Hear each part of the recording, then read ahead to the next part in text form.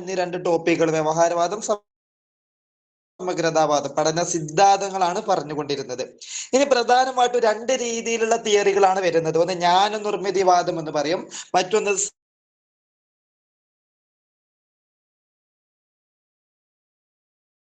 സാമൂഹിക. കേട്ടറ്റ് പരീക്ഷയ്ക്ക് പ്രധാനമായിട്ടും എന്ത് ചെയ്യേണ്ടത്, അറിഞ്ഞിരിക്കേണ്ടത്.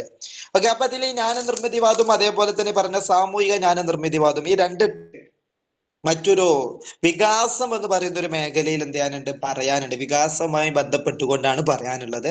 അതുകൊണ്ട് അത് അവിടെ എന്ത് ചെയ്യാം, നമുക്ക് പറയാം.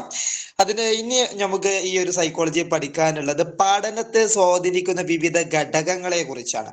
പഠനം നടക്കുന്നതുമായി ബന്ധപ്പെട്ട്, അതായത് കുട്ടികളിലേക്ക് അറിവ് എത്തുന്നതുമായി ബന്ധപ്പെട്ടുകൊണ്ട് ആ പഠനത്തെ വിവിധ ഘടകങ്ങൾ എന്ത് ചെയ്യുന്നുണ്ട്, സ്വാധീനിക്കപ്പെടുന്നുണ്ട്. ഓക്കെ ആണല്ലോ. ആ ഘടകങ്ങൾ ഏതൊക്കെ എന്നുള്ളതും ഏതൊക്കെ രീതിയിലാണ് ഇത് സ്വാധീനിക്കപ്പെടുന്നത് എന്നുള്ളതൊക്കെയാണ് നമുക്ക് ഇനി എന്ത് ചെയ്യാനുള്ളത്, ചർച്ച ചെയ്യാനുള്ളത്. പിന്നെ പറയാനുള്ളത്, അപ്പൊ പഠന തിയറികൾ വ്യവഹാരവാദവും സമഗ്രതാവാദവും മാത്രമേ പറഞ്ഞിട്ടുള്ളൂ. ബാക്കി തിയറികൾ നമുക്ക് എന്ത് ചെയ്യാം, പിന്നീട് വികാസം എന്ന് പറയുന്ന മേഖലയുമായി ബന്ധപ്പെട്ടുകൊണ്ട് പറയാനുള്ളതാണ്. അതുകൊണ്ട് ഇവിടെ എന്ത് ചെയ്യുന്നില്ല, പറയുന്നില്ല. ഇനി നമുക്ക് പറയാനുള്ളത് പഠനവുമായി ബന്ധപ്പെട്ടുകൊണ്ട് തിയറികൾ കഴിഞ്ഞു. പഠനത്തെ സ്വാധീനിക്കുന്ന, അതായത് ഒരു കുട്ടിയുടെ പഠനവുമായി ബന്ധപ്പെട്ടുകൊണ്ട് വിവിധ ഘടകങ്ങൾ എന്ത് ചെയ്യുന്നുണ്ട്, സ്വാധീനിക്കപ്പെടുന്നുണ്ട്.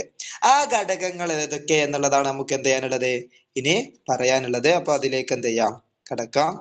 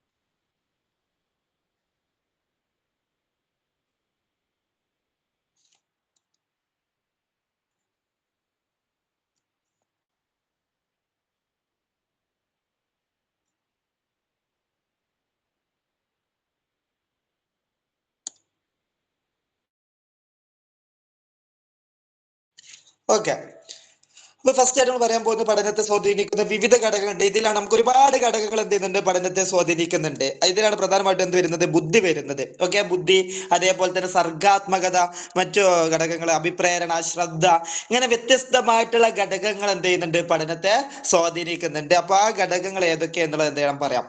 14ഓളം ഘടകങ്ങളാണ് പഠിച്ചു വെക്കണ്ട. ഈ ഒരു ടോപ്പിക്കിൽ നിന്നും പ്രധാനമായിട്ടും ചോദിക്കാറുള്ള ഭാഗങ്ങൾ, അതിൽ ഏറ്റവും ഇമ്പോർട്ടന്റ് നമുക്ക് ബുദ്ധിയാണ് ഏറ്റവും കൂടുതൽ എന്ത് ചെയ്യാറുള്ളത്, ചോദ്യങ്ങളായിട്ട് വരാറുള്ളത്. അപ്പൊ ബുദ്ധി നമുക്ക് എന്ത് ചെയ്യാം, വരുന്നുണ്ട്. ഓരോ ഘടകങ്ങളും അതുമായി ബന്ധപ്പെട്ടുകൊണ്ട് അറിഞ്ഞിരിക്കേണ്ട കാര്യങ്ങൾ എന്ത് ചെയ്യുക, കൃത്യമായിട്ട് പഠിച്ചു പോവുക. അപ്പൊ ഓരോന്നായിട്ട് എന്ത് ചെയ്യാം, നോക്കാം.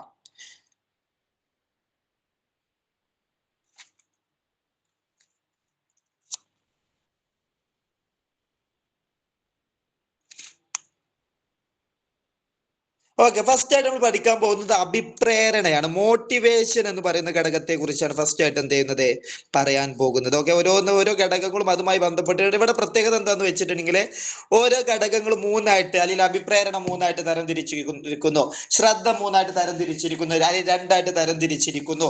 ഇങ്ങനെ ഓരോ ഘടകങ്ങളെയും രണ്ടും മൂന്നൊക്കെ ആയിട്ട് എന്ത് ചെയ്തിട്ടുണ്ട്, തരം തിരിച്ചിട്ടുണ്ട്. അപ്പൊ ആ തരം തിരിവ് എങ്ങനെയാണ് വരുന്നത് എന്നുള്ളതും അതിന്റെ ഉദാഹരണങ്ങളുമാണ് പ്രധാനമായിട്ടും നമുക്ക് എന്ത് ചെയ്യാനുള്ളത്, പഠിക്കാനുള്ളത്.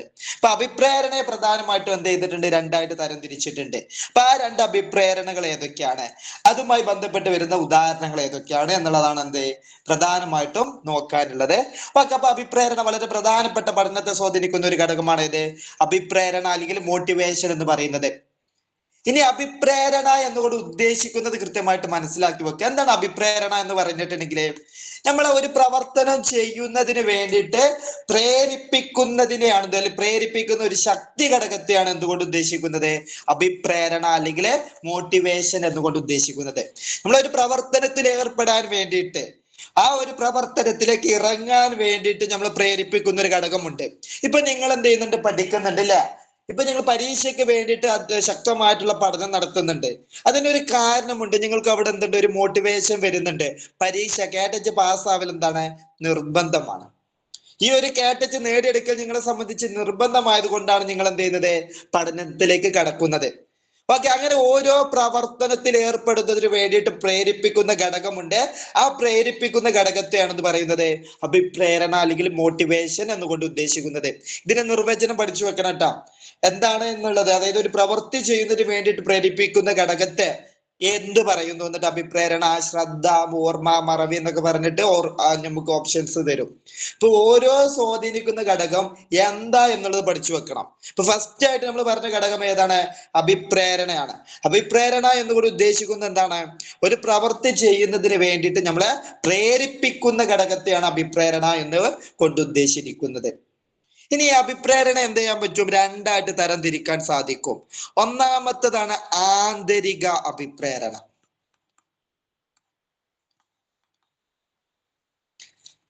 ഇൻട്രിൻസിക് മോട്ടിവേഷൻ എന്ന് പറയും.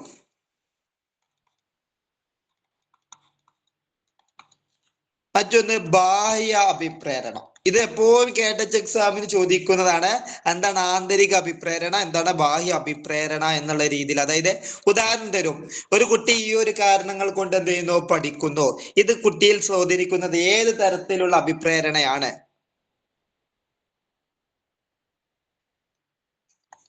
എക്സ്ട്രിൻസിക് മോട്ടിവേഷൻ എന്ന് പറയും ട്ടോ. ഓക്കെ, ഇനി എന്താണ് ആന്തരികം, എന്താണ് ബാഹ്യം എന്നുള്ള വേർതിരിവ് നോക്കാം.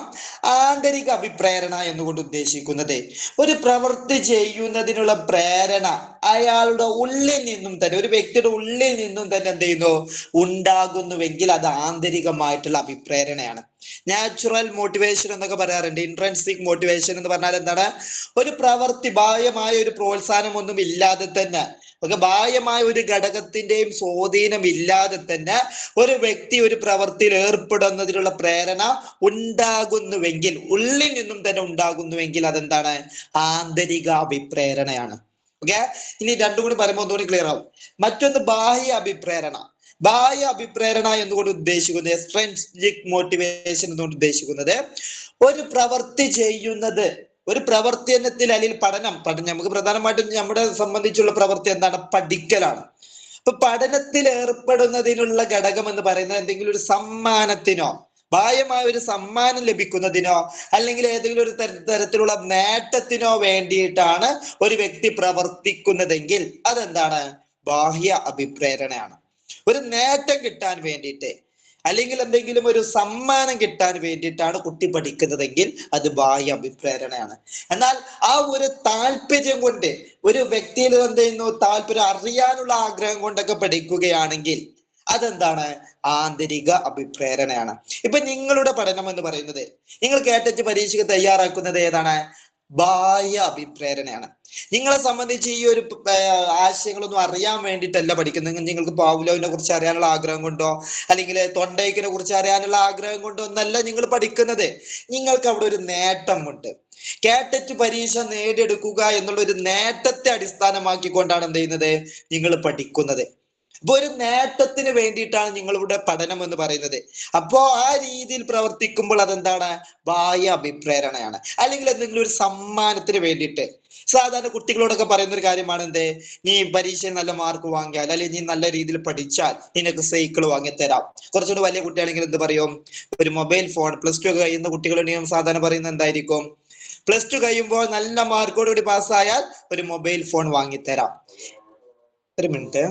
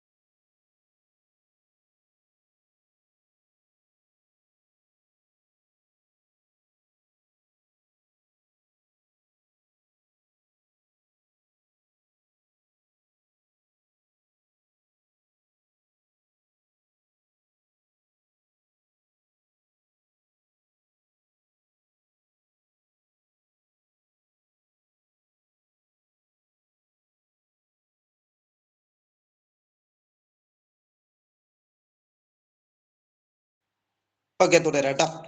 അപ്പൊ ലാസ്റ്റ് ആയിട്ട് പറഞ്ഞത് പ്രേരണയാണ്, മോട്ടിവേഷൻ ആണ്. അതായത് ഒരു വ്യക്തിയുടെ ഉള്ളിൽ നിന്നും, അതായത് സമ്മാനങ്ങൾ തരാം, അതായത് മൊബൈൽ ഫോൺ വാങ്ങിത്തരാം, അങ്ങനെ ആ ഒരു നേട്ടത്തെ ലക്ഷ്യമാക്കിക്കൊണ്ട് ബാഹ്യമായ ഒരു സമ്മാനത്തെ, അപ്പൊ ബാഹ്യമായ ഒരു സമ്മാനമാവാം, അല്ലെങ്കിൽ ആ ഒരു പഠനത്തിലൂടെ എന്ത് ചെയ്യുന്നുണ്ട്, ഒരു നേട്ടം കുട്ടിക്ക് കിട്ടുന്നുണ്ട്.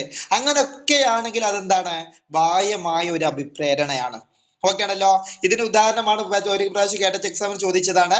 സയൻസ് പരീക്ഷണത്തിൽ 1ാം സ്ഥാനം കരസ്ഥമാക്കാൻ വേണ്ടിയിട്ട് കുട്ടി ശക്തമായി പ്രവർത്തിക്കുന്നു. ഓക്കെ, ഇത് ഏത് തരം മോട്ടിവേഷൻ ആണ്? ഏതാണ്? കുട്ടി ഒറ്റയ്ക്കാണ്, അല്ലെങ്കിൽ കുട്ടി ആരും പ്രേരിപ്പിക്കുന്നില്ല എന്ന് പറയാൻ പറ്റില്ല. കുട്ടി എന്തിനാണ് പ്രവർത്തിക്കുന്നത്?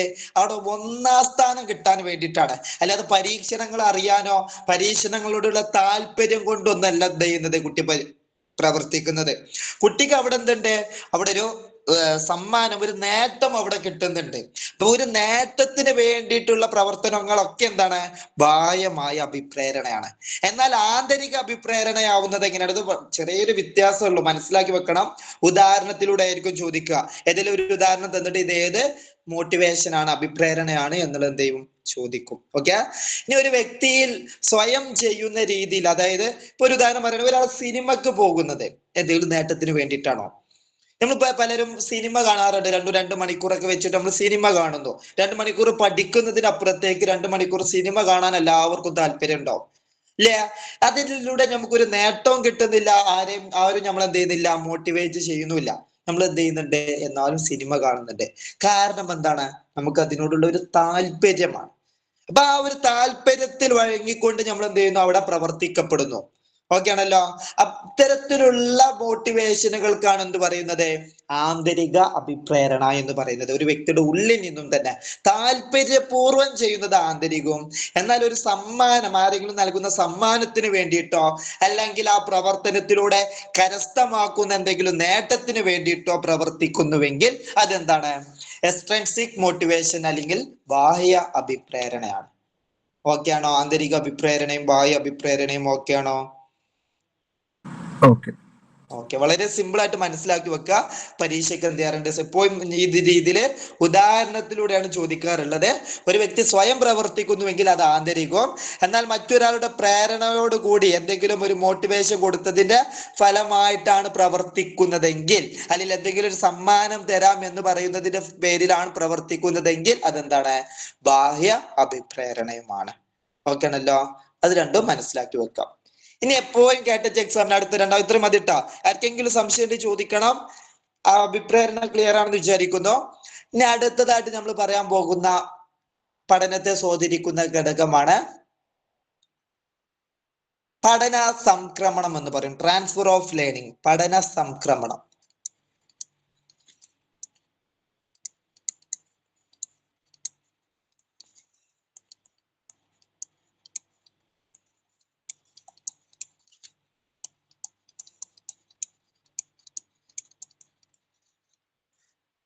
ട്രാൻസ്ഫർ ഓഫ് ലേണിംഗ് അല്ലെങ്കിൽ പഠന സംക്രമണം വളരെ സിമ്പിൾ ആയിട്ടുള്ള ഒരു ആശയമാണ്. ഇത് എപ്പോഴും കേട്ട പരീക്ഷയ്ക്ക് ചോദിക്കാറുണ്ട്, ശ്രദ്ധിക്കട്ടോ. പഠന സംക്രമണം എന്നുകൊണ്ട് ഉദ്ദേശിക്കുന്നത്, നമ്മൾ നേരത്തെ പഠിച്ചൊരു കാര്യം, അതായത് നേരത്തെ പഠിച്ചു വെച്ചൊരു കാര്യം പുതിയ പഠനവുമായുള്ള അതായത് ഒരു ബന്ധമാണ് യഥാർത്ഥത്തിൽ എന്തുകൊണ്ട് ഉദ്ദേശിക്കുന്നത്, പഠന സംക്രമണം അല്ലെങ്കിൽ ട്രാൻസ്ഫർ ഓഫ് ലേണിംഗ് എന്നുകൊണ്ട് ഉദ്ദേശിക്കുന്നത്. മുമ്പ് പഠിച്ചത് പുതിയ പഠനവുമായിട്ടുള്ള അതിന്റെ ബന്ധത്തെ കുറിച്ച് സൂചിപ്പിക്കുന്നതാണ് എന്ത്, പഠന സംക്രമണം. ഇത് എന്താന്നുള്ളത് ഇത് 3ആയിട്ട് തരം തിരിച്ചിട്ടുണ്ട്. അത് പറയുമ്പോൾ മനസ്സിലാവും. പഠന സംക്രമണത്തെ എന്ത് ചെയ്തിട്ടുണ്ട്, 3ആയിട്ട് തരം തിരിച്ചിട്ടുണ്ട്. അത് പറയുമ്പോഴാണ് നിങ്ങൾക്ക് എന്താണ് പഠന സംക്രമണം കൊണ്ട് ഉദ്ദേശിക്കുന്നത് എന്നുള്ളത് എന്ത് ചെയ്യും, മനസ്സിലാവും. ഒന്നാമത്തായിട്ട് വരുന്നതാണ് എന്ത്, അനുകൂല പഠന സംക്രമണം. ഓക്കെ, ഓരോന്ന് പഠിച്ചു വെക്കേണ്ടത് നിർബന്ധമാണ്. ഇത് ഈ ഉദാഹരണത്തിലൂടെ ചോദിക്കാറുണ്ട്. അനുകൂല പഠന സംക്രമണം, പോസിറ്റീവ്.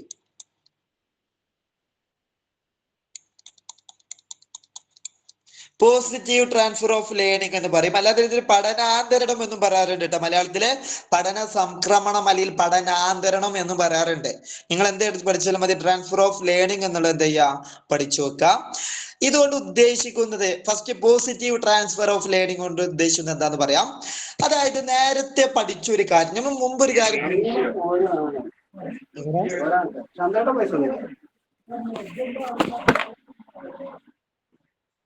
ഓക്കെ, തുടരാം.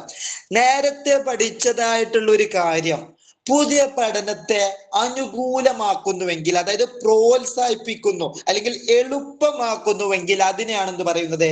അനുകൂല പഠന സംക്രമണം എന്ന് പറയുന്നത്. ഇപ്പൊ നേരത്തെ പഠിച്ചിട്ടുണ്ട്, നിങ്ങൾ എന്തോ ഒരു കാര്യം ഇതിനു മുമ്പ് എന്ത് ചെയ്തിട്ടുണ്ട്? പഠിച്ചിട്ടുണ്ട്. അങ്ങനെ നേരത്തെ നിങ്ങൾ പഠിച്ചത് കൊണ്ട് തന്നെ പുതിയൊരു പഠനം നടത്തുന്ന സമയത്ത് പുതുതായിട്ട് നിങ്ങൾ ഒരു കാര്യം പഠിക്കുമ്പോൾ ആ പഠനത്തെ എന്ത് ചെയ്യുന്നു? പ്രോത്സാഹിപ്പിക്കുന്നു. അത് പഠിച്ചത് കൊണ്ട് ഈ ഒരു പഠനം നിങ്ങൾക്ക് എന്താകുന്നു? എളുപ്പമാകുന്നുവെങ്കിൽ അതിനെയാണ് എന്ത് പറയുന്നത്? അനുകൂല പഠന സംക്രമണം എന്ന് പറയുന്നത്. ഇതുമായി ബന്ധപ്പെട്ട് കേട്ട പരീക്ഷ ചോദിക്കുന്ന ഒരു ചോദ്യമാണ്, നേരത്തെ സൈക്കിൾ ഓടിക്കാൻ പഠിച്ചത്, അതായത് സൈക്കിൾ ഓടിക്കാൻ പഠിച്ചത് എന്ത് ചെയ്യുന്നു? ഒരാൾക്ക് ബൈക്ക് ഓടിക്കാൻ പഠിക്കുന്നത് എളുപ്പമാക്കുന്നു. ഓക്കെ, സൈക്കിൾ ഓടിക്കാൻ പഠിച്ചത് കൊണ്ട് ബൈക്ക് ഓടിക്കാൻ പഠിക്കുന്നത് എളുപ്പമാകുന്നു. ഇവിടെ സംഭവിച്ചെന്താണ്? നേരത്തെ പഠിച്ചു വെച്ച ഒരു കാര്യം പുതിയ ഒരു സാഹചര്യത്തിൽ, പുതിയൊരു പഠനത്തെ എന്ത് ചെയ്യുന്നു? അനുകൂലമായിട്ട്, പോസിറ്റീവായിട്ട് എന്ത് ചെയ്യുന്നു? പോസിറ്റീവായിട്ട്, അതായത് സഹായകമായിട്ട് എന്ത് ചെയ്യുന്നു? മാറുന്നു. ഇങ്ങനെ നേരത്തെ പഠിച്ചൊരു കാര്യം പുതിയ പഠനത്തിന് സഹായിക്കുന്നുവെങ്കിൽ അതിനെയാണെന്ന് പറയുന്നത് അനുകൂല പഠന സംക്രമണം എന്ന് പറയുന്നത്. നമ്മൾ പല വിഷയങ്ങളിൽ അങ്ങനെ കാണാൻ കഴിയും. നിങ്ങൾ EVS പഠിച്ചൊരു കാര്യം നിങ്ങൾ ചിലപ്പോൾ എന്ത് ചെയ്യും? മലയാളം പഠിക്കുമ്പോൾ അതുമായി ബന്ധപ്പെട്ട് മറ്റൊരു കാര്യം മലയാളത്തിൽ പഠിക്കുമ്പോൾ നിങ്ങൾക്ക് എളുപ്പമായിട്ട് ഫീൽ ചെയ്യാം. അങ്ങനെ എളുപ്പമാക്കുന്നതിന്, പ്രോത്സാഹിപ്പിക്കുന്നതിന് അല്ലെങ്കിൽ സപ്പോർട്ട് ചെയ്യുന്നതിനെയാണ് എന്ത് പറയുന്നത്? അനുകൂല പഠന സംക്രമണം എന്ന് പറയുന്നത്. അതിന് പ്രധാനപ്പെട്ട ഒരു ഉദാഹരണമാണ് എന്ത്? സൈക്കിൾ ഓടിക്കാൻ പഠിച്ച ഒരാൾക്ക് ബൈക്ക് ഓടിക്കാൻ പഠിക്കുന്നത് എളുപ്പമാകുന്നു. അപ്പൊ നേരത്തെ പഠിച്ചൊരു കാര്യം എന്ത് ചെയ്തു? പുതിയൊരു സാഹചര്യത്തിൽ, പുതിയൊരു പഠനത്തിന് എന്ത് ചെയ്തു? പ്രോത്സാഹിപ്പിക്കുകയാണ് ചെയ്തത്. അതിനെയാണ് എന്ത് പറയുന്നത്? അനുകൂല പഠന സംക്രമണം എന്ന് പറയുന്നത്. പിന്നെ വരുന്നതാണ് ഇത് പ്രതികൂല പഠന സംക്രമണം.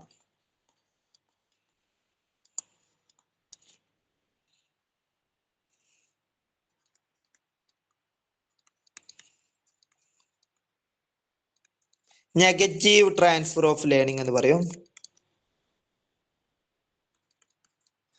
നെഗറ്റീവ് പേരിൽ തന്നെ പ്രതികൂലമായിട്ട്, അതായത് നേരത്തെ പഠിച്ചൊരു കാര്യം പുതിയൊരു പഠനത്തെ പ്രയാസപ്പെടുത്തുന്നു, ഒരു കൺഫ്യൂഷൻ ഉണ്ടാക്കുന്നു, അതായത് ഒരു ബുദ്ധിമുട്ടുണ്ടാക്കുന്നുവെങ്കിൽ അതിനെയാണെന്ന് പറയുന്നത് പ്രതികൂല പഠന സംക്രമണം അല്ലെങ്കിൽ നെഗറ്റീവ് ട്രാൻസ്ഫർ ഓഫ് ലേണിംഗ് എന്ന് പറയുന്നത്.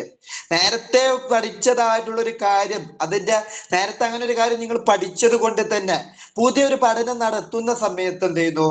നമുക്ക് ആ നേരത്തെയുള്ള ഒരു പഠനം പുതിയ പഠനത്തിന് ഒരു പ്രയാസപ്പെടുത്തുന്നു. സാധാരണ ഇത് സംഭവിക്കാറ് എങ്ങനെയാണ്?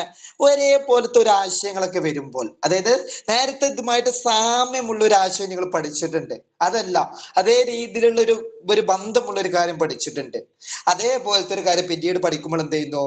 നമുക്കൊരു പ്രയാസം ഉണ്ടാകുന്നു. അതിനൊരു ഉദാഹരണമാണ് എന്ത്? ഒരുപോലെയുള്ള വർഷങ്ങൾ പഠിക്കുമ്പോൾ നമുക്ക് പ്രയാസം അനുഭവപ്പെടില്ല. ഒരേപോലെയുള്ള വർഷങ്ങൾ, ഇപ്പൊ 1946, 47 എന്നൊക്കെ പറഞ്ഞിട്ട് കുറെ പഠിക്കുന്നു. അങ്ങനെ അതേപോലെ തന്നെ നമ്മൾ ഓരോ വ്യക്തികളെ കുറിച്ച് പഠിക്കുമ്പോൾ സാധാരണ നമുക്ക് പ്രയാസം ഉണ്ടാക്കുന്ന ഒരു ടോപ്പിക്കാണ് നവോത്ഥാന നായകന്മാർ എന്ന് പറയുന്നത്. ഈ നവോത്ഥാന നായകന്മാരെ നമുക്ക് പ്രയാസപ്പെടുത്തുന്ന ഘടകം എന്താണ്? അതിങ്ങനെ നേരത്തെ ആദ്യൊരാളെ കുറിച്ച് പഠിക്കും, അപ്പൊ നമുക്ക് പ്രശ്നം ഉണ്ടാവില്ല. ഇപ്പൊ ശ്രീനാരായണ ഗുരുവിനെ കുറിച്ച് എന്ത് ചെയ്തു? പഠിച്ചു, കുഴപ്പമില്ല. പിന്നെ അത് കഴിഞ്ഞതിന് ശേഷം നമ്മൾ ചട്ടമ്പി സ്വാമികളെ കുറിച്ച് പഠിക്കുന്നു. അപ്പൊ നേരത്തെ ശ്രീനാരായണ ഗുരുവിനെ കുറിച്ച് കുറെ കാര്യങ്ങൾ, അദ്ദേഹം സ്ഥാപിച്ച സംഘടനകളും അദ്ദേഹം ജനിച്ച വർഷം ഇതൊക്കെ പഠിച്ചു. പിന്നെ അതിന് ശേഷം എന്ത് ചെയ്യുന്നു? നമ്മള് ചട്ടമ്പി സ്വാമികളെ കുറിച്ച് പഠിക്കുന്നു. ഈ ചട്ടമ്പി സ്വാമികളെ കുറിച്ച് പഠിക്കുമ്പോൾ എന്ത് ചെയ്യുന്നു? നമ്മൾ പല കാര്യങ്ങളും പഠിക്കുന്നു. അപ്പൊ നമ്മൾ നേരത്തെ പഠിച്ചത് എന്ത് ചെയ്യും? അവിടെയും കുറെ സംഘടന സ്ഥാപനങ്ങളെ കുറിച്ചും അതേപോലെ തന്നെ ഇദ്ദേഹം സ്ഥാപിച്ചിട്ടുള്ള പല സംഘടനകളെ കുറിച്ചൊക്കെ പഠിക്കുമ്പോൾ നമുക്ക് അങ്ങോട്ടും ഇങ്ങോട്ടൊക്കെ എന്ത് ചെയ്യും? ആകെ ഒരു കൺഫ്യൂഷൻ ആയിരിക്കും. അപ്പൊ നേരത്തെ ഒരു പഠനം നടത്തിയത് കൊണ്ട് നിങ്ങൾക്ക് അവിടെ എന്തുണ്ടായി? ഒരു പ്രയാസം പുതിയ പഠനത്തിന് എന്ത് ചെയ്തു? ഒരു പ്രതികൂലമായിട്ട് എന്ത് ചെയ്തു? സ്വാധീനിക്കുകയുണ്ടായി. അപ്പൊ ഇത്തരത്തിൽ നേരത്തെ ഉള്ള ഒരു പഠനം പുതിയ പഠനത്തെ പ്രതികൂലമായിട്ട് ബാധിക്കുന്നതിനെയാണ് എന്ത് പറയുന്നത്? നെഗറ്റീവ് ട്രാൻസ്ഫർ ഓഫ് ലേണിംഗ് അല്ലെങ്കിൽ പ്രതികൂല പഠന സംക്രമണം എന്ന് പറയുന്നത്. എന്നാൽ സപ്പോർട്ട് ചെയ്യുന്നുവെങ്കിൽ, നേരത്തെ പഠിച്ചൊരു കാര്യം പുതിയൊരു പഠനം നടത്തുമ്പോൾ അതിനെ പ്രോത്സാഹിപ്പിക്കുന്നുവെങ്കിൽ അതിനെന്ത് പറയാം? പോസിറ്റീവ് ട്രാൻസ്ഫർ ഓഫ് ലേണിംഗ് എന്ന് പറയാം. ക്ലിയർ ആണെന്ന് വിചാരിക്കുന്നു. സ്വാധീനിക്കുന്നുണ്ട്. പക്ഷെ ഒന്നാമത്തെ എന്താണ്, പ്രോത്സാഹിപ്പിക്കണം, നല്ല രീതിയിൽ സ്വാധീനിക്കുന്നതാണ് ഇത്. രണ്ടാമതായിട്ട് നമ്മൾ പറഞ്ഞ പ്രതികൂല പഠന സംക്രമണം എന്ന് പറയുന്നത് എന്താണ്, പ്രയാസപ്പെടുത്തുന്ന രീതിയിലാണ് സ്വാധീനിക്കുന്നത്. അതായത് ബുദ്ധിമുട്ടിലാക്കിക്കൊണ്ട്, നേരത്തെ പഠിച്ചു വെച്ചതായിട്ടുള്ള ഒരു കാര്യം നമ്മളെ ബുദ്ധിമുട്ടിലാക്കിക്കൊണ്ട് എന്ത് ചെയ്യാണ്, സ്വാധീനിക്കുന്നതാണ് നെഗറ്റീവ് ട്രാൻസ്ഫർ ഓഫ് ലേണിംഗ് എന്ന് പറയുന്നത്. അതാണ് ഈ ചട്ടമ്പി സ്വാമി ഒരേപോലത്തെ വ്യക്തികള് വർഷങ്ങൾ കുറെ വരുമ്പോൾ, അതേപോലെ തന്നെ നമുക്ക് പിന്നെ പ്രയാസപ്പെടുത്തുന്നതാണ് എന്താ, ഇന്ത്യൻ ഭരണഘടനയെ കുറിച്ചൊക്കെ പഠിക്കുമ്പോൾ അവിടെ എന്താ കുറെ ആർട്ടിക്കിള്. ഇപ്പൊ നേരത്തെ പഠിച്ചത് പുതിയ പഠനത്തെ എന്ത് ചെയ്യും, പ്രതികൂലമാക്കിക്കൊണ്ട്, കൺഫ്യൂഷൻ ആക്കിക്കൊണ്ട് എന്ത് ചെയ്യും, സ്വാധീനിക്കപ്പെടും. അതാണ് പ്രതികൂല പഠന സംക്രമണം എന്ന് പറയുന്നത്. പിന്നെ മൂന്നാമതായിട്ട് വരുന്ന പഠന സംക്രമണമാണ് ഏത്, ശൂന്യ പഠന സംക്രമണം.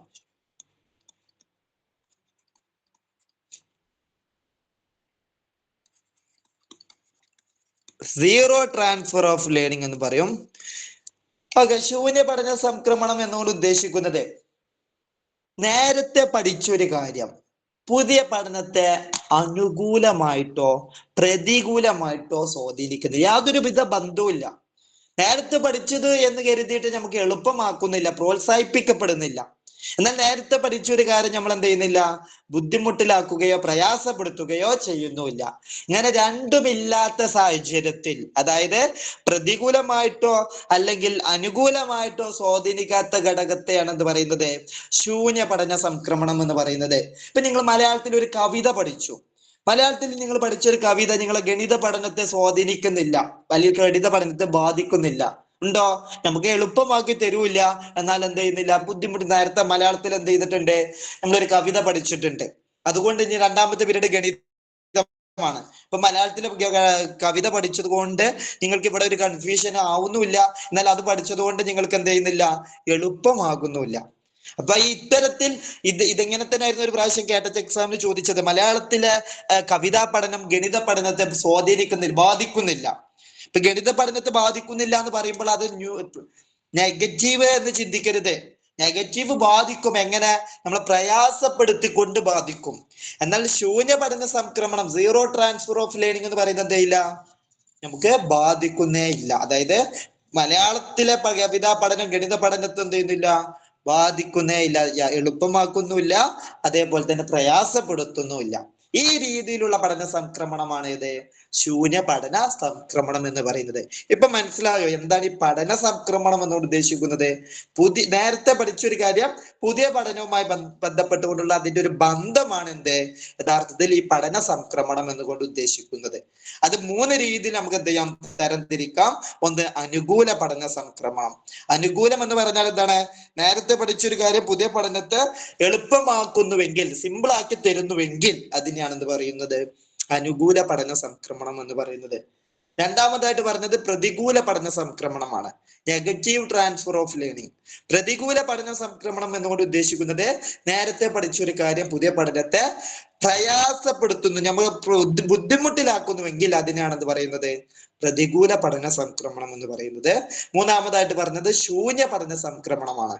നേരത്തെ പഠിച്ചൊരു കാര്യം പുതിയ പഠനത്തെ അനുകൂലമായിട്ടോ അല്ലെങ്കിൽ പ്രതികൂലമായിട്ടോ സ്വാധീനിക്കുന്നില്ല, യാതൊരുവിധ രീതിയിലും ബാധിക്കുന്നില്ലെങ്കിൽ അതിനെയാണ് എന്ത് പറയുന്നത്, ശൂന്യ പഠന സംക്രമണം അല്ലെങ്കിൽ സീറോ ട്രാൻസ്ഫർ ഓഫ് ലേണിംഗ് എന്ന് പറയുന്നത്. ക്ലിയർ ആണോ? ഇതുവരെ പറഞ്ഞ കാര്യങ്ങൾ എല്ലാവർക്കും ക്ലിയർ ആണോ? ഇപ്പൊ രണ്ട് രീതിയിൽ പഠനത്തെ സ്വാധീനിക്കുന്ന ഘടകങ്ങൾ പറഞ്ഞു. ഒന്ന്, ഫസ്റ്റ് ആയിട്ട് പറഞ്ഞത് അഭിപ്രേരണ, ഇപ്പോൾ പഠന സംക്രമണം പറഞ്ഞു. ഇതിലൊക്കെ ഇനി ഇവിടുന്ന് അങ്ങോട്ട് പറയുന്നതിലൊക്കെ രണ്ടായിട്ട് മൂന്നായിട്ടൊക്കെ തരം തിരിച്ചിട്ടുണ്ട്. അത് എങ്ങനെയാണ് തിരിക്കുന്നത്, അതേപോലെ തന്നെ ആ ഒരു ഘടകത്തിന്റെ ഡെഫിനിഷനും ഉദാഹരണങ്ങളിലൂടെയാണ് സാധാരണ ചോദിക്കാറുള്ളത്. ആ രീതിയിൽ എന്ത് ചെയ്യാൻ മനസ്സിലാക്കി വെക്കുക. ഓരോ ടോപ്പിക് കഴിയുമ്പോൾ അതുമായി ബന്ധപ്പെട്ട ക്വസ്റ്റ്യൻസ് തരാം. വ്യവഹാരവാദവും സമഗ്രതാവാദവുമായി ബന്ധപ്പെട്ടിട്ടുള്ള ക്വസ്റ്റ്യൻസ് എന്ത് ചെയ്തിരുന്നു, PDF നൽകിയിരുന്നു. അപ്പൊ അത് നോക്കട്ടോ. ഓക്കെ അല്ലേ? എന്നാൽ അടുത്ത ഘടകത്തിലേക്ക് കടക്കട്ടെ. ഓക്കെ, ഇനി അടുത്തതായിട്ടുള്ള പഠനത്തെ സ്വാധീനിക്കുന്ന ഘടകമാണ് ശ്രദ്ധ, അറ്റൻഷൻ എന്ന് പറയുന്നത്. നമ്മൾ ക്ലാസ്സിൽ കുട്ടികളോട് പറയാറില്ല, ഞാൻ ക്ലാസ് എടുക്കുമ്പോൾ ഇവിടെ ശ്രദ്ധിച്ചു നിൽക്കണം.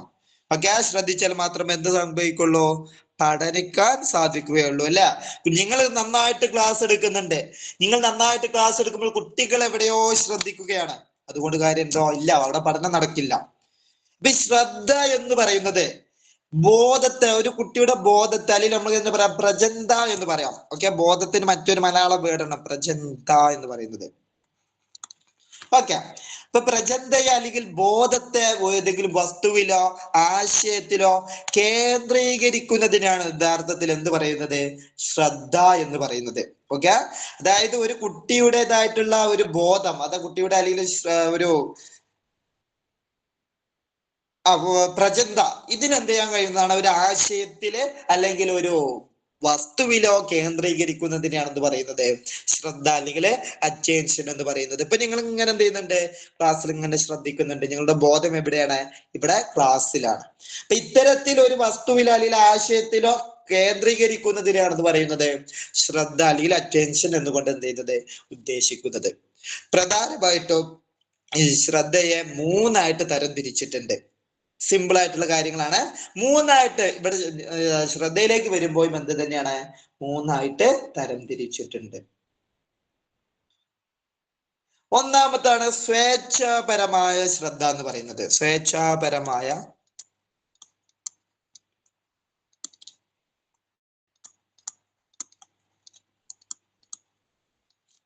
വോളണ്ടറി അറ്റൻഷൻ എന്ന് പറയും.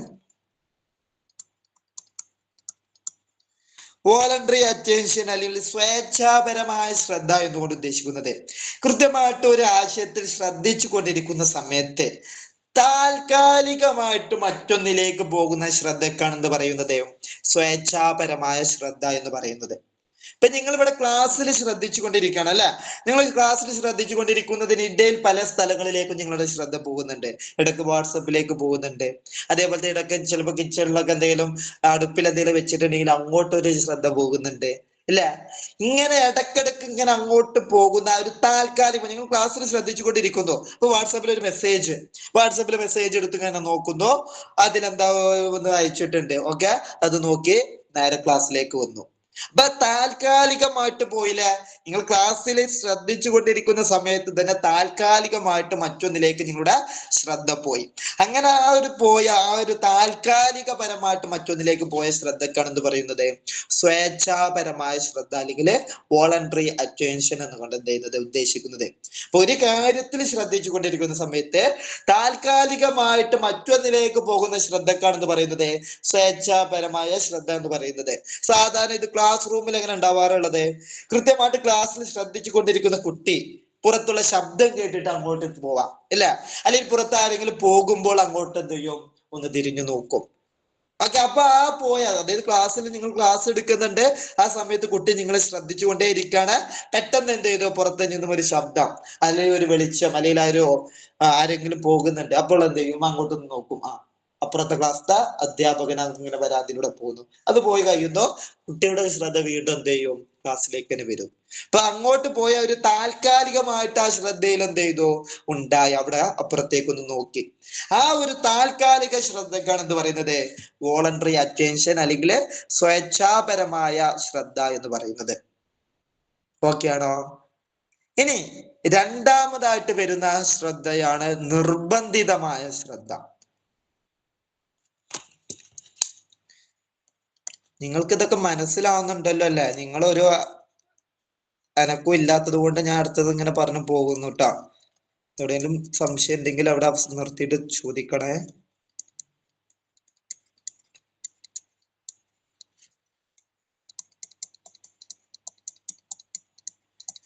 നിർബന്ധിത ശ്രദ്ധ, രണ്ടാമതായിട്ട് നമ്മൾ മനസ്സിലാക്കാൻ പോകുന്ന ശ്രദ്ധയാണിത്, നിർബന്ധിത ശ്രദ്ധ അല്ലെങ്കിൽ എൻഫോഴ്സ്ഡ് അറ്റൻഷൻ എന്ന് പറയുന്നത്.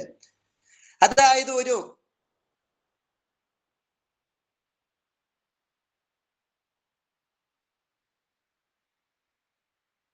ആരുടെയെങ്കിലും ഒരു നിർബന്ധത്തിന് വേണ്ടിയിട്ട്, ഒരു താല്പര്യവുമില്ലാതെ നിർബന്ധത്തിന് വഴങ്ങിക്കൊണ്ട് ഒരു കാര്യത്തിൽ ശ്രദ്ധിച്ചിരിക്കുന്നുവെങ്കിൽ അതിനെയാണ് എന്ത് പറയുന്നത്? നിർബന്ധിത ശ്രദ്ധ എന്ന് പറയുന്നത്. അവിടുത്തെ ശ്രദ്ധത്തിന് കാരണം, ശ്രദ്ധിക്കാനുള്ള ഒരു കാരണം എന്ന് പറയുന്നത് എന്താണ്? ഒരു നിർബന്ധിതമായിട്ടുള്ള ഘടകമായിരിക്കും. കുട്ടികൾക്ക് കൃത്യമായിട്ട് അവിടെ ശ്രദ്ധിക്കാൻ കഴിയാത്ത രീതിയിൽ. കാരണം എന്താണ്? അവർക്കൊരു താല്പര്യമില്ല. ആരുടെയോ ഒരു നിർബന്ധത്തിന് വഴങ്ങിക്കൊണ്ട്, എന്തോ ഒരു എൻഫോഴ്സ്മെന്റിന്റെ ഭാഗമായിട്ട്, ഒരു ഫോഴ്സ് ചെയ്യുന്നതിന്റെ ഭാഗമായിട്ട് എന്ത് ചെയ്യുന്നു? അവിടെ ശ്രദ്ധിച്ചു നിൽക്കുന്നു. അങ്ങനെ നിർബന്ധത്തിന് വഴങ്ങിക്കൊണ്ട് നിൽക്കുന്ന ശ്രദ്ധക്കാണ് എന്ത് പറയുന്നത്? നിർബന്ധിത ശ്രദ്ധ എന്ന് പറയുന്നത്. സാധാരണ ഇത് ചോദിച്ച ഒരു ചോദ്യം എന്ന് പറയുന്നത്, കളിക്കാൻ ആഗ്രഹിക്കുന്ന അല്ലെങ്കിൽ കളിക്കാൻ പോകുന്ന കുട്ടികളെ അധ്യാപകൻ ക്ലാസ്സിൽ പിടിച്ചു നിർത്തുന്നു. ഓക്കെ, കളിക്കാൻ പോകേണ്ടിയിരുന്ന കുട്ടികളെ, PT പോയിരുന്ന കുട്ടികളെ പിടിച്ചിട്ട് എന്ത് ചെയ്തു? അവിടെ നമ്മൾ സാധാരണ എന്ത് ചെയ്യും? ഒരു മാത്സ് ക്ലാസ്. ഇപ്പൊ PT പീരീഡിൽ മാത്സ് ക്ലാസ് എടുക്കുമ്പോൾ സ്വാഭാവികമായിട്ട് കുട്ടികളുടെ താല്പര്യം എന്താണ്? ആ സമയത്ത് കളിക്കാനാണ്. അപ്പൊ എന്നാലും കുട്ടികൾ എന്ത് ചെയ്യുന്നു? അവിടെ ക്ലാസ്സിൽ ശ്രദ്ധിച്ചു കൊണ്ടേയിരിക്കുന്നു. കുട്ടികൾ അവിടെ ക്ലാസ്സിൽ ശ്രദ്ധിക്കാൻ കാരണം എന്താണ്? അവിടെ ഒരു നിർബന്ധത്തിന് വഴങ്ങിക്കൊണ്ടാണ്. അധ്യാപകന്റെ ഒരു നിർബന്ധം അവിടെ ഉണ്ടായത് കൊണ്ടാണ് എന്ത് ചെയ്തത്? ആ ക്ലാസ്സിൽ ശ്രദ്ധിച്ചു കൊണ്ടിരിക്കുന്നത്. അതിനെയാണ് എന്ത് പറയുന്നത്? നിർബന്ധിത ശ്രദ്ധ അല്ലെങ്കിൽ എൻഫോഴ്സ്ഡ് അറ്റൻഷൻ എന്നോട് ഉദ്ദേശിക്കുന്നത്. ഒരു താല്പര്യമില്ലാത്ത, ചില ആളുകൾക്ക് എന്തുണ്ടാവില്ല, എന്തെങ്കിലും ഒരു കലാപരിപാടികൾ, എന്തെങ്കിലും നിങ്ങളുടെ നാട്ടിൽ എന്ത് ചെയ്യുന്നുണ്ട്? എന്തെങ്കിലും ഒരു കഥകളി നടക്കുന്നുണ്ട്. അപ്പൊ ഈ കഥകളിലേക്ക് നിങ്ങളുടെ സുഹൃത്തിനെ നിങ്ങൾ കൊണ്ടുപോകണം. സുഹൃത്തിന് കഥകളി ഒരു താല്പര്യമില്ല. ഓക്കെ, ഈ ഒരു താല്പര്യമില്ലാത്ത ഈ സുഹൃത്തിന് കഥകളിലേക്ക് കൊണ്ടുപോയിട്ട് ആ കഥകളി ഇങ്ങനെ കാണിച്ചു കൊടുക്കണേ. ആ സുഹൃത്ത് എന്തുകൊണ്ടാണ് ആ കഥകളി വീക്ഷിക്കുന്നത്? ഒരു നിർബന്ധം. നിങ്ങൾ ആ ഒരു സുഹൃത്തിന് എന്താണ് വോയിസ് ചെയ്തത് കൊണ്ടാണ് എന്ത് ചെയ്തത്? ആ ഒരു കഥകളില് സുഹൃത്ത് ശ്രദ്ധിക്കുന്നത്. ഇങ്ങനെ ഒരു നിർബന്ധിത ഘടകത്തിന്റെ ഫലമായിട്ട് ശ്രദ്ധിക്കുന്നതാണ് ഏത്? നിർബന്ധിത ശ്രദ്ധ എന്നുകൊണ്ട് ഉദ്ദേശിക്കുന്നത്. ഓക്കെ ആണല്ലോ? ഓക്കെ. ഇനി അടുത്തതായിട്ട് മൂന്നാമതായിട്ട് വരുന്ന ശ്രദ്ധയാണത് ശീലപരമായ ശ്രദ്ധ.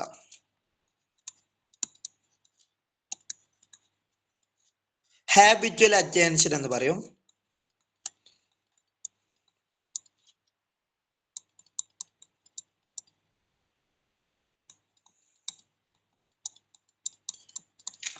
ഹാബിച്വൽ അറ്റൻഷൻ നമ്മൾ സ്ഥിരമായി പ്രവർത്തിച്ചതിന്റെ ഫലമായിട്ട്, നമ്മളെപ്പോഴും സ്ഥിരമായിട്ട് പ്രവർത്തിക്കുന്നതിന്റെ ഫലമായിട്ട് ഉണ്ടാകുന്ന ശ്രദ്ധയാണ് ഇത് ശീലപരമായിട്ടുള്ള ശ്രദ്ധ എന്ന് പറയുന്നത്. നിങ്ങൾ സ്ഥിരമായിട്ട് ഒരു സ്ഥലത്തിലൂടെ യാത്ര ചെയ്യുന്നു. സ്ഥിരമായിട്ട് യാത്ര ചെയ്യുന്ന സമയത്ത് നമുക്കൊരു അപകടകരമായിട്ടുള്ള ഒരു വളവുണ്ട്. അവിടെ എത്തുമ്പോൾ നിങ്ങൾ എന്ത് ചെയ്യും? അവിടെ എത്തുമ്പോഴേക്ക് നിങ്ങൾ എന്ത് ചെയ്യും? ഒന്ന് കൃത്യമായിട്ട് ഒന്ന് എക്സ്ട്രാ ഒന്ന് ശ്രദ്ധിക്കും, ഇല്ലേ? അവിടെ എക്സ്ട്രാ ഒന്ന് ഒരു ഡ്രൈവിംഗ് സീറ്റിലൊക്കെ ഒന്ന് അതുവരെ ചാരിന്നൊക്കെ ഡ്രൈവ് ചെയ്യായിരിക്കും. അവിടെ എത്തുമ്പോൾ നിങ്ങൾ കൃത്യമായിട്ട് എന്ത് ചെയ്യും? ഒന്നും കൂടി കൃത്യമായിട്ട് ശ്രദ്ധിക്കും. അത് സ്ഥിരമായിട്ട് ചെയ്ത് നിങ്ങൾക്ക് എന്ത് ചെയ്തു? ശീലമായി. അല്ലെങ്കിൽ നിങ്ങൾ എവിടെയെങ്കിലും യാത്ര ചെയ്യുമ്പോൾ ഒരു അമ്പുണ്ടെന്ന് വിചാരിക്കാം. സ്ഥിരമായിട്ട് പോകുന്ന റൂട്ടിൽ ഒരു അമ്പുണ്ട്. ആ അമ്പിന്റെ അവിടെ എത്തുമ്പോൾ നിങ്ങൾ അറിയാതെ തന്നെ എന്ത് ചെയ്യും? നിങ്ങള് കാല് നേരെ ബ്രേക്കിലേക്ക് പോകുന്നു, ഇല്ല? അപ്പൊ നമുക്ക് അവിടെയൊക്കെ സംഭവിക്കുന്നു. അല്ലെങ്കിൽ ഏതെങ്കിലും വളവിൽ എത്തുമ്പോൾ നമ്മൾ എന്ത് ചെയ്യുന്നു? ശ്രദ്ധിക്കുന്നു. അല്ലാതെ നിങ്ങൾ ബസ്സിലാണ് യാത്ര ചെയ്യുന്നെങ്കിൽ, സ്ഥിരമായിട്ട് നിങ്ങൾ സ്ഥിരമായിട്ട് പഠിച്ചിരുന്ന അല്ലെങ്കിൽ മുമ്പ് പഠിച്ചിരുന്ന സ്കൂളിന്റെ മുന്നിലൂടെയാണ് യാത്ര ചെയ്യുന്നത്. അപ്പൊ എപ്പോഴും അവിടെ എത്തുമ്പോൾ എന്ത് ചെയ്യും? ആ സ്കൂളിലേക്ക് ഒന്ന് നോക്കും, അറിയാതൊന്ന് നോക്കും. ഇത് ചെയ്ത് നമ്മൾ സ്ഥിരമായിട്ട് ആവർത്തിച്ച് പ്രവർത്തിച്ചതിന്റെ ഫലമായിട്ട് ഉണ്ടാകുന്ന ശ്രദ്ധയാണ് ഇത് ശീലപരമായ ശ്രദ്ധ എന്ന് പറയുന്നത്. നമ്മൾ രണ്ടാമത് പറഞ്ഞ നിർബന്ധിത ശ്രദ്ധയുണ്ടല്ലോ, ഇത് നിർബന്ധിപ്പിച്ച് നമ്മൾ ഒരാളെ കൊണ്ട് ചെയ്യിപ്പിച്ച് അവസാനം അത് എന്തായിട്ട് മാറാം? ശീലപരമായ ശ്രദ്ധയായിട്ട് മാറാം. ഇതിനിങ്ങനെ പറയാറുണ്ട്, അമ്മയുടെ നിർബന്ധത്തിന് വഴങ്ങി വായന തുടങ്ങിയ കുട്ടി എന്ത് ചെയ്യുന്നു? അത് പിന്നീട് എന്ത് ചെയ്യുന്നു? ശീലമാക്കുന്നു. അമ്മ നിർബന്ധിക്കാതെ തന്നെ പിന്നീട് എന്ത് ചെയ്യുന്നു? കുട്ടി വായന ആരംഭിക്കുന്നു. അതൊക്കെ എന്താണ്? ശീലപരമായ ശ്രദ്ധയാണ്. അപ്പൊ എന്താണ് ശീലപരമായ ശ്രദ്ധ എന്നുകൊണ്ട് ഉദ്ദേശിക്കുന്നത്? സ്ഥിരമായിട്ട് ചെയ്ത് അതൊരു നമുക്കൊരു ശീലമായിട്ട് മാറുന്നു. അത്തരത്തിലുള്ള ശ്രദ്ധക്കാണ് എന്ത് പറയുന്നത്? ശീലപരമായ ശ്രദ്ധ അല്ലെങ്കിൽ ഹാബിച്വൽ അറ്റൻഷൻ എന്നുകൊണ്ട് ഉദ്ദേശിക്കുന്നത്. ഓക്കെ ആണോ? അപ്പൊ 3 രീതിയിലുള്ള ശ്രദ്ധയാണ് വരുന്നത്. ഒന്ന് സ്വേച്ഛാപരമായ ശ്രദ്ധ. സ്വേച്ഛാപരമായ ശ്രദ്ധ അല്ലെങ്കിൽ വോളണ്ടറി അറ്റൻഷൻ എന്നോട് ഉദ്ദേശിക്കുന്നത് എന്താണ്? ഒരു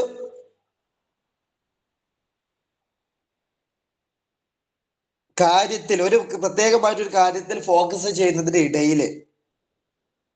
ഒരു മിനിറ്റ്.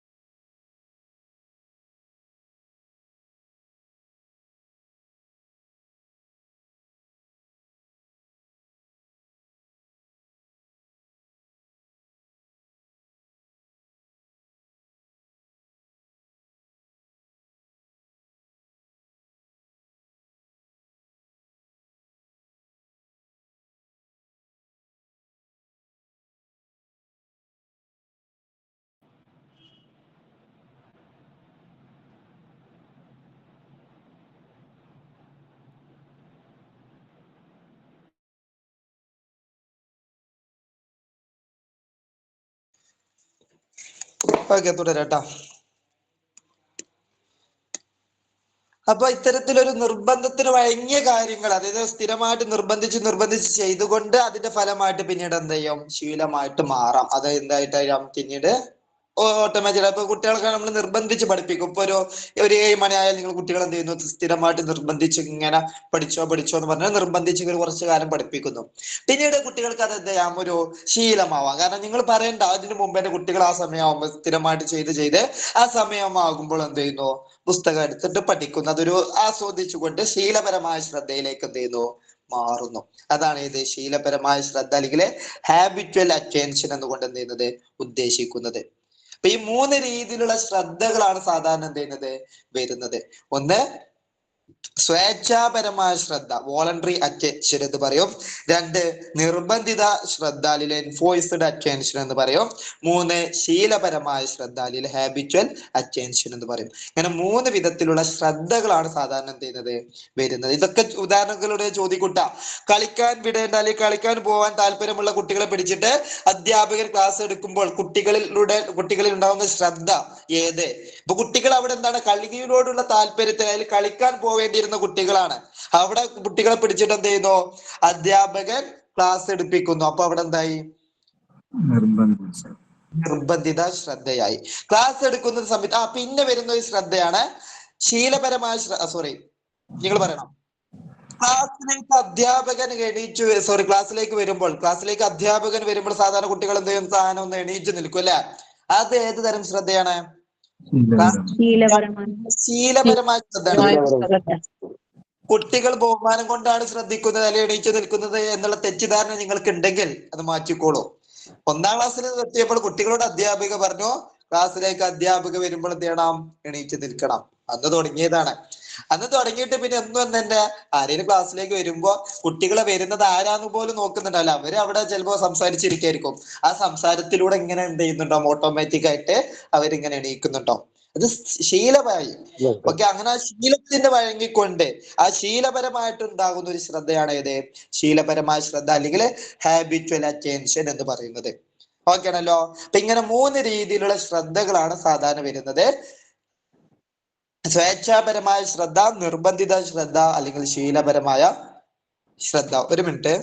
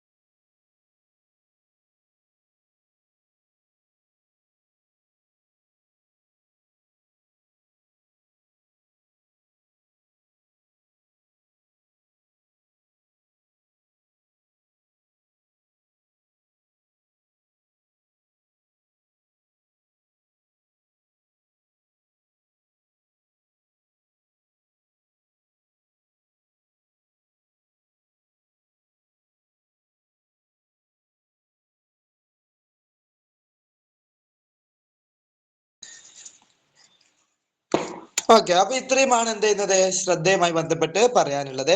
അങ്ങനെ 3 രീതിയിലുള്ള പഠനത്തെ സ്വാധീനിക്കുന്ന ഘടകങ്ങളാണ് നമ്മൾ എന്ത് ചെയ്തത് പറഞ്ഞത്. ഒന്ന് അഭിപ്രേരണ. അഭിപ്രേരണ എന്ന് പറഞ്ഞാൽ എന്താണ്? ഒരു പ്രവൃത്തി ചെയ്യാൻ വേണ്ടിയിട്ട് പ്രേരിപ്പിക്കുന്ന ഘടകത്തെയാണ് എന്ത് പറയുന്നത്? അഭിപ്രേരണ അല്ലെങ്കിൽ മോട്ടിവേഷൻ എന്ന് പറയുന്നത്. പിന്നെ അത് 2 രീതിയിലുണ്ട്. ആന്തരിക അഭിപ്രേരണ. ആന്തരിക അഭിപ്രേരണ എന്ന് പറഞ്ഞാൽ എന്താണ്? ഒരു വ്യക്തി സ്വയം താല്പര്യപൂർവ്വം ഒരു പ്രവൃത്തിയിൽ ഏർപ്പെടുന്നുവെങ്കിൽ അതെന്താണ്? ആന്തരികമായ അഭിപ്രേരണയാണ്. ഓക്കെ. എന്നാൽ എന്തെങ്കിലും ഒരു നേട്ടത്തിനോ സമ്മാനത്തിനോ വേണ്ടിയിട്ടാണ് പ്രവർത്തിക്കുന്നതെങ്കിൽ അതെന്താണ്? ബാഹ്യ അഭിപ്രേരണയാണ്. രണ്ടാമതായിട്ട് പറഞ്ഞ ഘടകം എന്ന് പറയുന്നത് പഠന സംക്രമണമാണ്. പഠന സംക്രമണം 3 രീതിയിലുണ്ട്. ഒന്ന് അനുകൂല പഠന സംക്രമണം. അനുകൂല പഠന സംക്രമണം എന്ന് പറഞ്ഞാല് നേരത്തെ പഠിച്ചൊരു കാര്യം നമ്മൾ പുതിയ പഠനത്തെ പ്രോത്സാഹിപ്പിക്കുന്ന, എളുപ്പമാക്കുന്നുവെങ്കിൽ അത് അനുകൂല പഠന സംക്രമണമാണ്. 2 പ്രതികൂല പഠന സംക്രമണം, നെഗറ്റീവ് ട്രാൻസ്ഫർ ഓഫ് ലേണിംഗ് എന്ന് പറയും. പ്രതികൂല പഠന സംക്രമണം എന്ന് പറഞ്ഞിട്ടുണ്ടെങ്കിൽ നേരത്തെ പഠിച്ചൊരു കാര്യം പുതിയ പഠനത്തെ പ്രയാസപ്പെടുത്തുന്നുവെങ്കിൽ, ബുദ്ധിമുട്ടിലാക്കുന്നുവെങ്കിൽ അതിനെയാണ് ഇത് പറയുന്നത് പ്രതികൂല പഠന സംക്രമണം എന്ന് പറയുന്നത്. മൂന്നാമത്തത് ശൂന്യ പഠന സംക്രമണം. ശൂന്യ പഠന സംക്രമണം, സീറോ ട്രാൻസ്ഫർ ഓഫ് ലേണിംഗ് എന്ന് പറഞ്ഞാൽ എന്താണ്? നേരത്തെ പഠിച്ചൊരു കാര്യം പുതിയ പഠനത്തെ പോസിറ്റീവായിട്ടോ നെഗറ്റീവായിട്ടോ ബാധിക്കുന്നില്ലെങ്കിൽ, സ്വാധീനിക്കപ്പെടുന്നില്ലെങ്കിൽ അതിനെയാണ് എന്ത് പറയുന്നത്? ശൂന്യ പഠന സംക്രമണം എന്ന് പറയുന്നത്. പിന്നീട് പറഞ്ഞത് ശ്രദ്ധ അല്ലെങ്കിൽ അറ്റൻഷൻ. ശ്രദ്ധ അല്ലെങ്കിൽ അറ്റൻഷൻ എന്നുകൊണ്ട് ഉദ്ദേശിക്കുന്നത് എന്താണ്? ഒരു വ്യക്തിയുടെ ബോധത്തെ അല്ലെങ്കിൽ പ്രചണ്ഡയെ ഏതെങ്കിലും ഒരു വസ്തുവിലോ ആശയത്തിലോ കേന്ദ്രീകരിക്കാൻ കഴിയുന്നുവെങ്കിലാണ് എന്ത് പറയുന്നത്? അതിനെ ശ്രദ്ധ എന്ന് പറയുന്നത്. അത് 3 രീതിയിലുണ്ട്. സ്വേച്ഛാപരമായ ശ്രദ്ധ എന്ന് പറഞ്ഞാൽ എന്താണ്? നമ്മൾ ഒരു കാര്യത്തിൽ ശ്രദ്ധിച്ചു കൊണ്ടിരിക്കുന്നതിനിടയിൽ മറ്റൊന്നിലേക്ക് താൽക്കാലികമായിട്ട് പോകുന്ന ശ്രദ്ധക്കാണ് എന്ത് പറയുന്നത്? സ്വേച്ഛാപരമായ ശ്രദ്ധ എന്ന് പറയുന്നത്. രണ്ടാമത്തത് നിർബന്ധിത ശ്രദ്ധ എന്ന് പറയുന്നത്. നിർബന്ധിത ശ്രദ്ധ എന്ന് പറഞ്ഞാല് ആരുടെയും നിർബന്ധത്തിന് വഴങ്ങിക്കൊണ്ട് നമ്മൾ എന്തെങ്കിലും ഒരു കാര്യത്തിൽ ശ്രദ്ധിക്കുന്നുവെങ്കിൽ അതിനെയാണ് എന്ത് പറയുന്നത്? നിർബന്ധിത ശ്രദ്ധ എന്ന് പറയുന്നത്. മൂന്നാമത് ശീലപരമായ ശ്രദ്ധ. നമുക്കൊരു പ്രവർത്തനത്തിൽ ഏർപ്പെട്ട് ശീലമായതിന്റെ ഫലമായിട്ട് നമ്മൾ എന്ത് ചെയ്യുന്നു? വീണ്ടും ആ പ്രവർത്തിയിൽ ഏർപ്പെടുന്നുവെങ്കിൽ അതിനാണ് എന്ത് പറയുന്നത്? ശീലപരമായ ശ്രദ്ധ എന്ന് പറയുന്നത്. ഓക്കെ ആണോ? 3 ഘടകങ്ങളെ കുറിച്ച് ഇനിയുണ്ട് നമുക്ക്. ഓർമ്മ, മറവി, അതേപോലെ തന്നെ അഭിക്ഷമത, ബുദ്ധി, സർഗാത്മകത. ഇത്രയും ഘടകങ്ങൾ ഇനി വരുന്നുണ്ട്. അത് നമുക്ക് എന്ത് ചെയ്യാം? അടുത്ത ക്ലാസ്സുകളിലായിട്ട് പറയാം. ഇതുവരെ പറഞ്ഞ കാര്യങ്ങൾ എല്ലാവർക്കും ഓക്കെ ആണോ?